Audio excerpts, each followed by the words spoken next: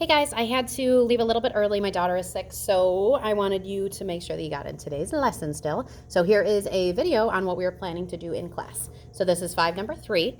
Your mastery check will be postponed. We're just going to add that on to your mastery check that you'll be having next class. So plan for your mastery check just to be a little bit longer. It will include then stuff from notes 5 number 1, 5 number 2, and 5 number 3. Okay, so just be ready for that for next time.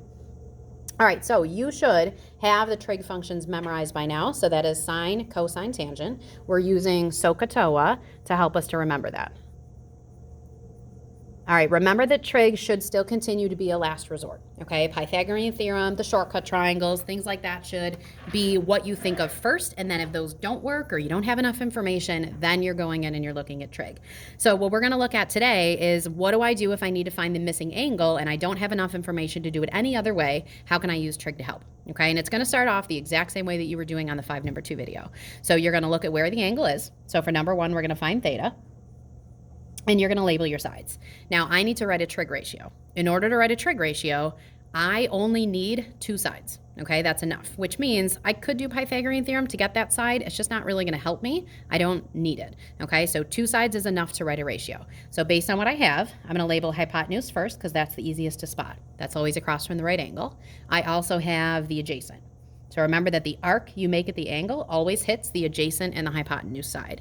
This one would be opposite. I'm not going to label it because I'm not using it. All right, adjacent and hypotenuse, if I look at my trig functions, that's going to be cos. I would write the setup every single time. So cosine theta equals adjacent over hypotenuse. 1, it's good to just have it, so now you can plug in really easy. And 2, that's going to help you to memorize these even better. All right, so cos theta is equal to adjacent, which is 12, over hypotenuse, which is 15. Now that's as far as you went so far with video number 2. Now I'm going to use this to figure out the angle. Okay, so on your calculator, which I know you guys don't have calculators right now, but I'm going to show you and you can kind of use this to help. You can make sure first that you're in degree mode. Okay, right up here. If you need to change that, you can go to mode and then you're going to make sure that you have degree chosen. Okay, and then we're going to type in right here. Okay, see those in blue? Those are called the inverses. So the actual buttons that say sine, cosine, tangent, we're going to use those later on when we learn how to find the missing side. But the blue, this is what we're going to use to find the missing angle. So blue is missing angle. Those are inverses. The white is missing side. Okay, those are just the trig functions.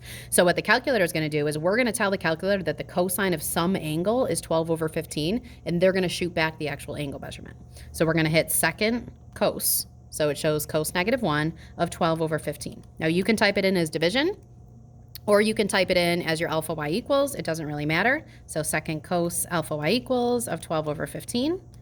And you don't necessarily need to close the parentheses. It's going to take care of that part for you. Okay. So now this is showing me this is the angle. Remember that with trig, the reason we say we don't really want to use it as a first approach is because of these types of answers that we get. We get decimal answers a lot, which means we're looking for rounding directions. So the angle, or theta, nearest degree. I'm just going to write this down first, and I'll usually just show like a first maybe 3 spots and then a dot, dot, dot to show there's more on the calculator. Round it. So nearest degree would be 37. Okay, so this is using the trig ratio to take it one more step and get the angle. Let's try number 2. BC is 10. AB is 16. And we're going to find measure of angle A. So I'm going to put my arc there. All right, so we've got hypotenuse. And then according to my angle, this would be opposite. Opposite and hypotenuse, that's sine. So sine theta is equal to opposite over hypotenuse. Plug it in. Now I'm going to call this A instead of theta just because I know something more specific. So sine of A is equal to opposite, which is 10, over hypotenuse, which is 16. We're going to go to the calculator to do the inverse, but I'm just going to show that I'm finding the measure of angle A right now. So instead of writing theta, I'm just putting measure of A. So we're going to do second sine of 10 over 16, or 10 divided by 16. So my angle is 38.682, and that continues. But again, I want to stick with nearest degree. So the measure of angle A is equal to 39. All right, why don't you pause me, try the setups for number 3, 4, and 5. If you have a calculator with you that you can type these in, go ahead. Otherwise, I'll help you with the calculation part of it, but at least you'll have the setups, okay? Pause me, please. Try those. All right, coming back, you should now have your trig ratio setups for 3, 4, and 5. You can check your answers for those.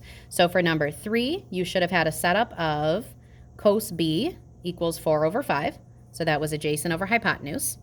For number 4, your setup, you should have had tan theta is equal to 16 over 6. So that was opposite over adjacent. And for number 5 setup, you should have had cos theta equals adjacent over hypotenuse, so 11 over 24. All right, so for all of these now, I would just be going right to the calculator.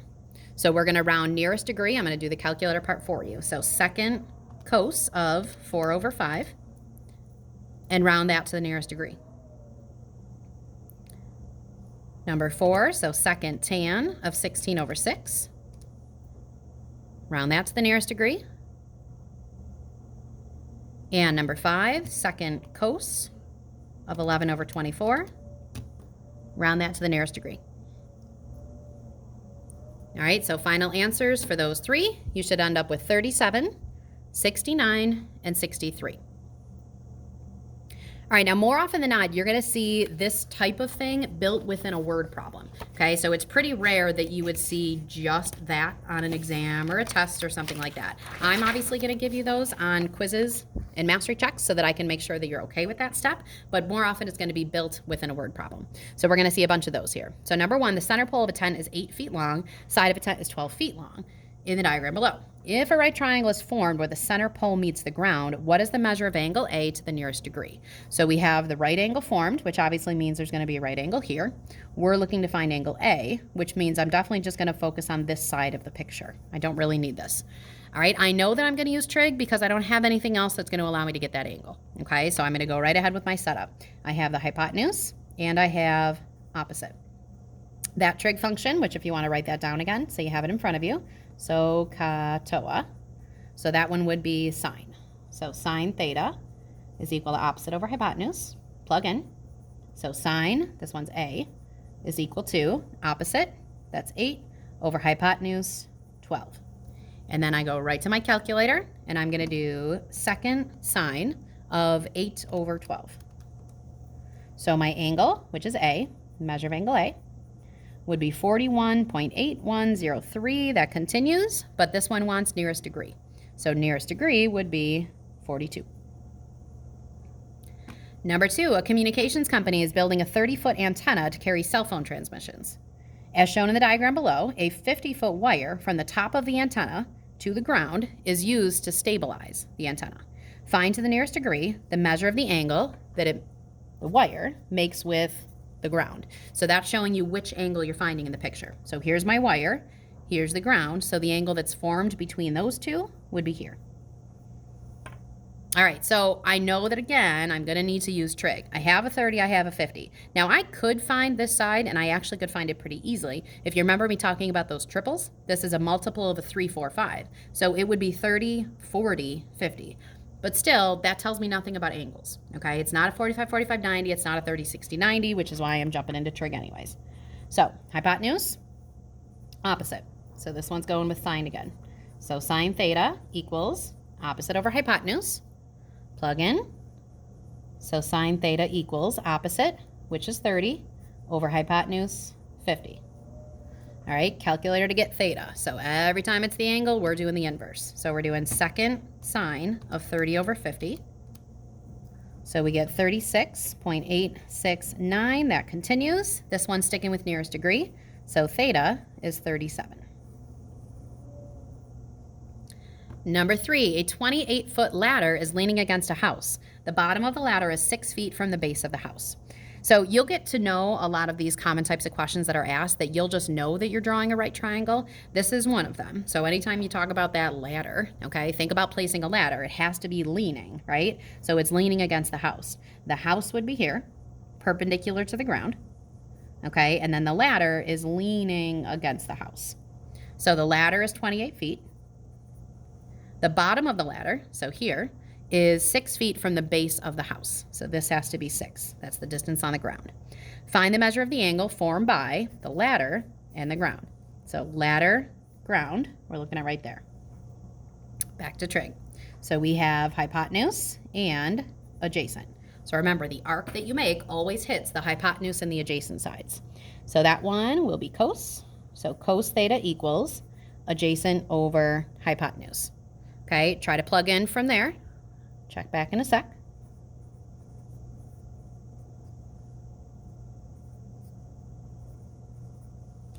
Okay, making sure your setup is good, and then I'll help you with the calculator part.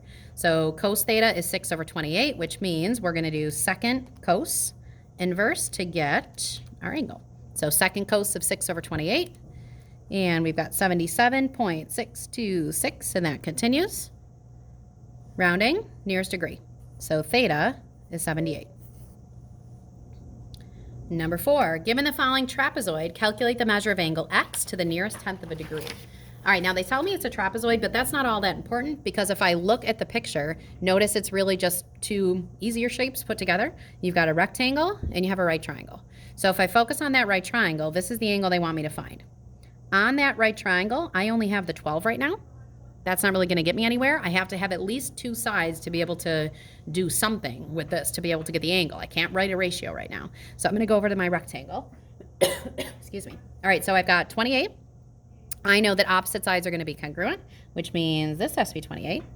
Whole side is 36. 36 minus 28. That's going to leave me with 8 for that side. All right, you take it from there. Do the labels. Do your setup. Why don't you pause me and then check back in to see that you've got at least the setup, and then I'll help you with the calculator part. All right, so coming back, you should have figured out that you were going to use sine. So sine theta is opposite over hypotenuse. You hopefully plugged in x where theta was because you did have a more specific measurement. All right, opposite was 8 and hypotenuse was 12. So I'll help you with the calculator. We're going to do second sine of 8 over 12. So you should get x is 41.8103, and that continues. This one changed up the rounding on you. We want to do nearest tenth. So for nearest tenth, we should get x is 41.8. All right, another word problem. Number 5, as seen in the accompanying diagram, a person is traveling from New York City to Buffalo, going north 170 miles to Albany, and then west 280 miles to Buffalo. Okay, so we're looking at this path. So New York City to Albany, Albany to Buffalo. If an engineer wants to design a highway that's going to connect New York City directly to Buffalo, at what angle x, so here's our angle, would she need to build the highway? Find the angle to the nearest degree. All right, so again, I'm going to need to use trig because I have nothing else that's going to help me. I do have two sides, so I'm good right now to be able to write a ratio. I don't have the hypotenuse this time, so that means I have the adjacent and I have the opposite. SOHCAHTOA, that's tan. So tan theta equals opposite over adjacent. We're going to plug in. So tan, I'm going to replace theta with x since that's what they used. Tan x equals opposite, that's 280, over adjacent, 170. All right, to get my angle, so we're going to do second tan of 280 divided by 170. All right, so x is 58.736, and that continues. All right, now notice this is a two-part question, but they do ask me to round in the first part, which is why I'm going to do that. Typically, if it's one big question, there's not really any rounding early on. You have to wait until the end, but this tells me to. So in the first part, it says find the angle to the nearest degree. So we're going to say that x is 59. I'm going to put that in the picture just in case it helps me later. So that's 59 degrees. All right, second part, to the nearest mile, how many miles would be saved by traveling directly from New York City to Buffalo rather than traveling first to Albany and then to Buffalo? All right, well, if we go this route, right, to Albany and then to Buffalo, let's see how long that is. So you got 170 miles to get to Albany, plus the 280 then to get to Buffalo. So 170 plus 280, that's going to be 450 miles if you take that route. Okay, now they're asking me how many miles are going to be saved. So I know that if I go New York City direct to Buffalo, it's going to be shorter. So I should be getting a number that's smaller than 450. How can I get this side? Remember, trig is a last resort. So go back to your beginning. I have a right triangle. I know two sides, and I just want to figure out what the third side is. So we're going back to Pythagorean theorem. So a squared plus b squared equals c squared. I have my a and b, so I'm going to plug those in. So 280 squared plus 170 squared equals c squared. Okay, we can do 280 squared, which again, I'll help you with calculator parts. So that's 78400 plus 170 squared. That's 28900 equals c squared. Add those together.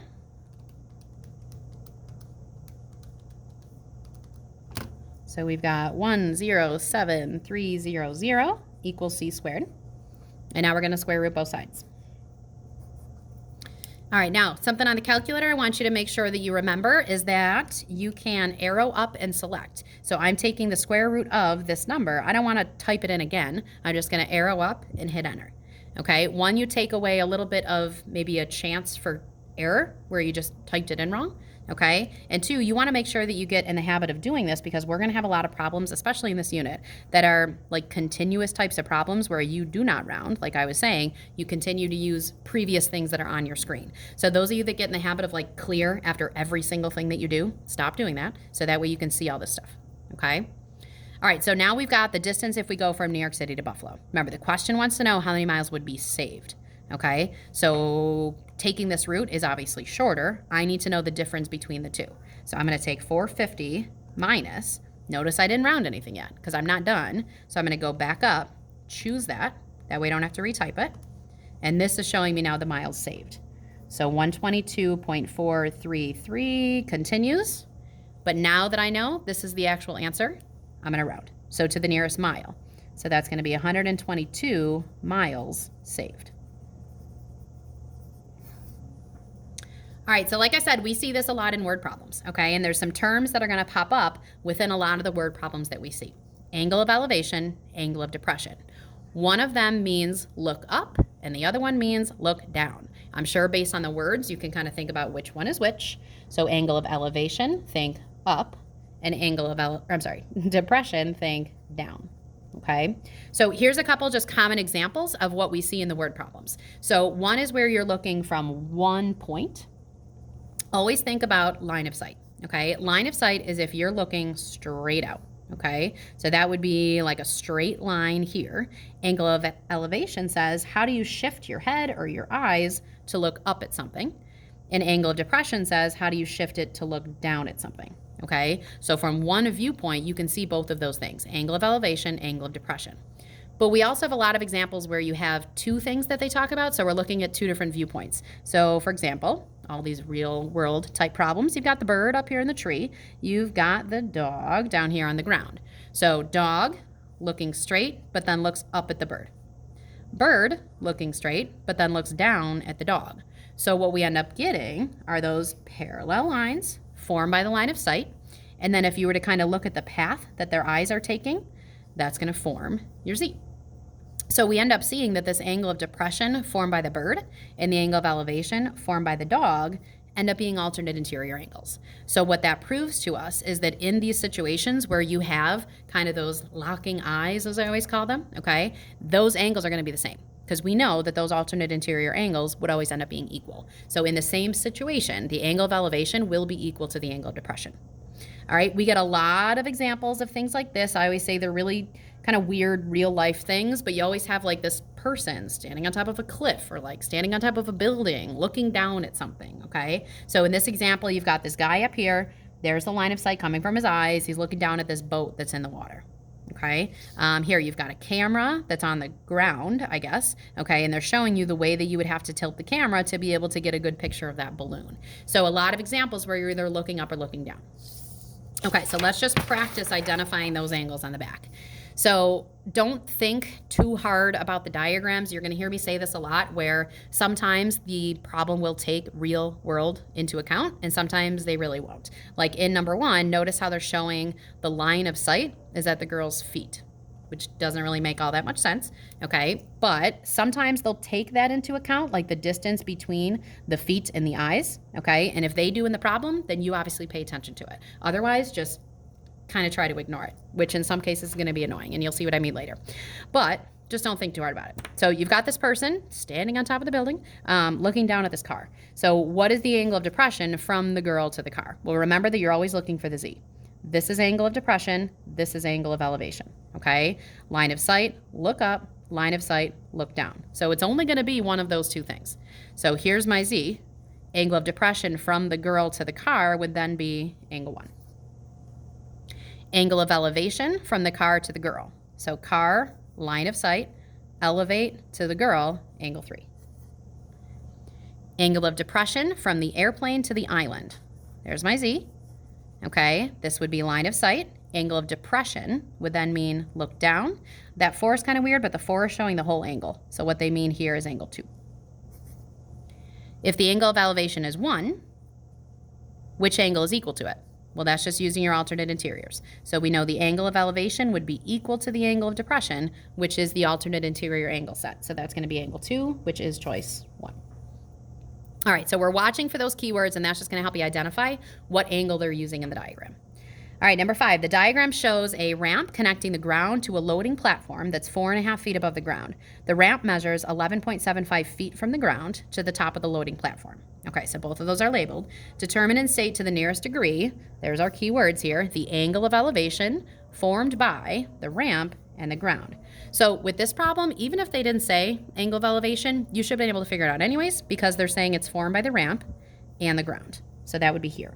But hopefully that makes sense to you that that would be an angle of elevation. So picture taking this, wood or metal or whatever the ramp is made out of and laying it flat on the ground, but then elevating it so that it actually makes this ramp. Okay, so this is the angle of elevation. All right, we've got hypotenuse and we have opposite. So we're back to doing the same thing we were doing before. So I'm going to keep going. I'm just not talking out loud, but go ahead and try for your setup. Pick out your trig ratio.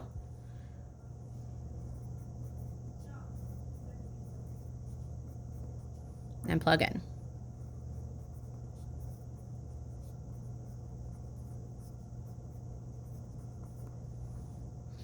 All right, and I'll help you with the calculator part, but think about right now what I'm going to press, what you should be pressing.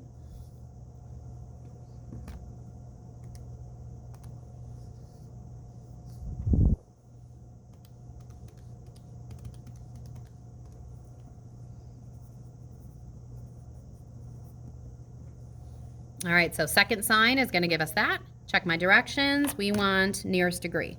So nearest degree, theta will be about 23.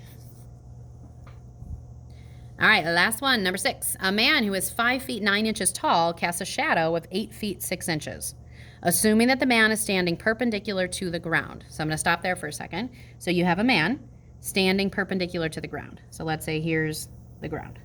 Okay, so he's perpendicular to the ground. All right, so we're talking about the man and his shadow. Okay, now you, I'm sure, understand kind of how shadows work. Depending on where the sun is, I guess. I don't exactly know which side the shadow is on right now, but regardless, the shadow falls where?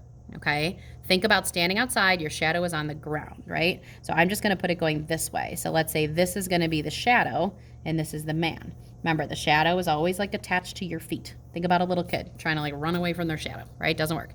So this would then form my right triangle by just looking at end of the shadow to the top of the guy's head. All right, so the man, 5 feet 9 inches. I'm going to label that.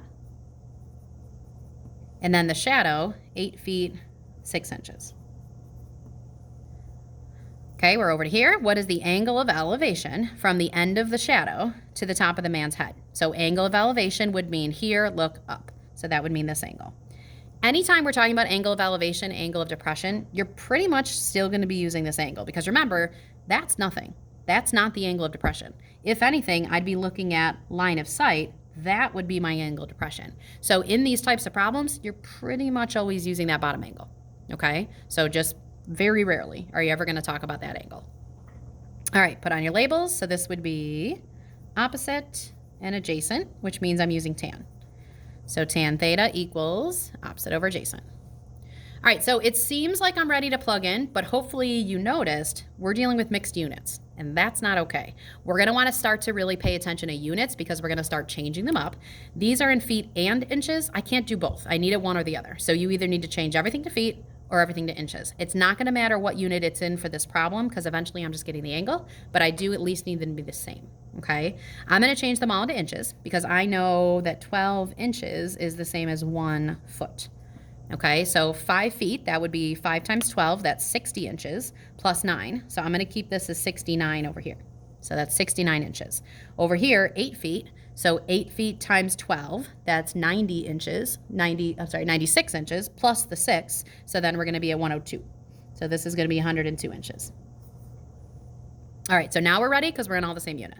So tan theta is equal to opposite, that's 69, over adjacent, that's 102. All right, then we're going to go to the calculator. So theta, second tan, of 69 over 102. So that's 34.0771. And this one asked me for nearest tenth. So nearest tenth of a degree this time would be 34 point, that's going to go to a 1, which is choice 1. All right, so for today, okay, you need to make sure that you are studying 5 number 1, 5 number 2, 5 number 3. So you're just going to have mastery check on kind of all of those. It'll just be a little bit of a longer. You'll have 2 separate mastery checks next class. Okay, so we'll just kind of carry on from that.